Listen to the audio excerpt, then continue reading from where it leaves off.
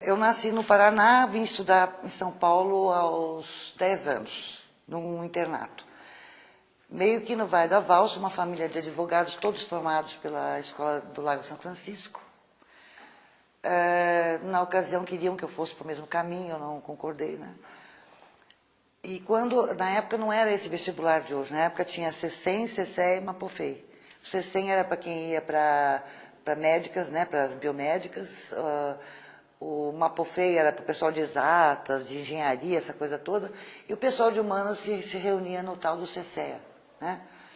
E eu prestei na época CECEA para a ECA, fui aprovada, cheguei a rondar por aqui um pouco, mas eu acabei engravidando da minha primeira filha e aí eu abandonei os estudos, né? Fechei a matrícula aqui e abandonei os estudos.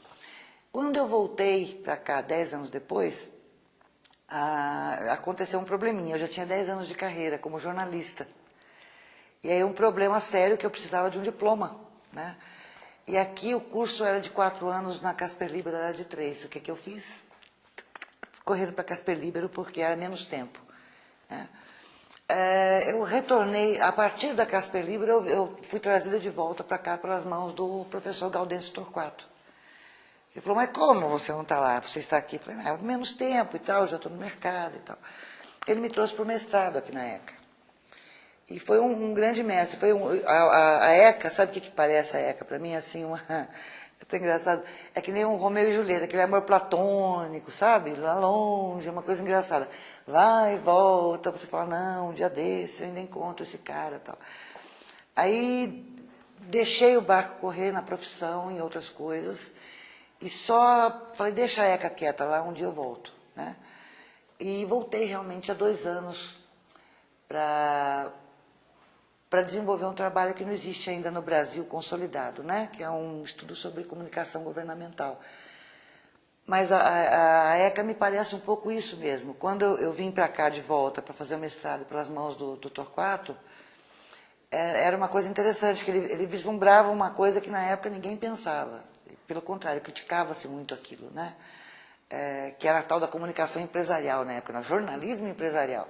Era o jornalzinho da empresa, não era comunicação estratégica, né? E hoje é uma coisa que é o grande mercado, né? O grande assunto é este um. Então, eu acho que a vocação um pouco de vanguarda das universidades em geral, eu acho que da USP em particular, e nós aqui da ECA, eu acho que temos ainda temos como levantar essa bandeira, né? A gente costuma dar o start, sair na frente, né? A palavra vanguarda está meio corroída, né? Mas eu acho que ainda vale isso. Então, aí eu voltei, vim para cá de novo, né? Eu não sou uma boa filha, mas a casa torna, né? Ao contrário do ditado. E eu acho que é o lugar para você desenvolver, para você vislumbrar, né? Aqui eu posso, aspas nisso, né? Eu posso viajar um pouco mais, que eu não vou ter uma porção de filtros que normalmente você tem em outras escolas, né? Quando eu vim para fazer o mestrado aqui, isso era 85, alguma coisa assim, 85, 85. Tinha de um lado o próprio Torquato, que era meu orientador, numa linha bastante cartesiana, bem racional, aquela coisa bem, sabe, quase funcionalista, aquela coisinha bem quadradinha, bem vertical, weberiana e tal. E do outro lado você tinha um que até hoje é professor aqui do jornalismo, professor Edivaldo Pereira Lima, que tinha uma ideia holística. Hoje a holística é moda, né? Virou até paradigma para estudo científico. Na época não era, né? O cara que ficava falando em holística, esses caras que falavam, considerado meio pinel, né? Ninguém respeitava muito. E hoje a gente vê que ele também foi uma pessoa diferente, né? Nesse aspecto.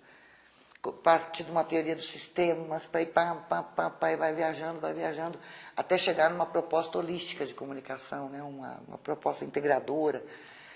Então, uma pessoa que marcou bastante. Na época também, e tem pessoas que estão aqui ainda que já são daquela época, né? O professor Coelho, lá do jornalismo, também a professora Margarida, aqui do Departamento de Relações Públicas. Então, são pessoas que já são, assim, históricas, né? Com quem a gente teve um convívio bem legal na época.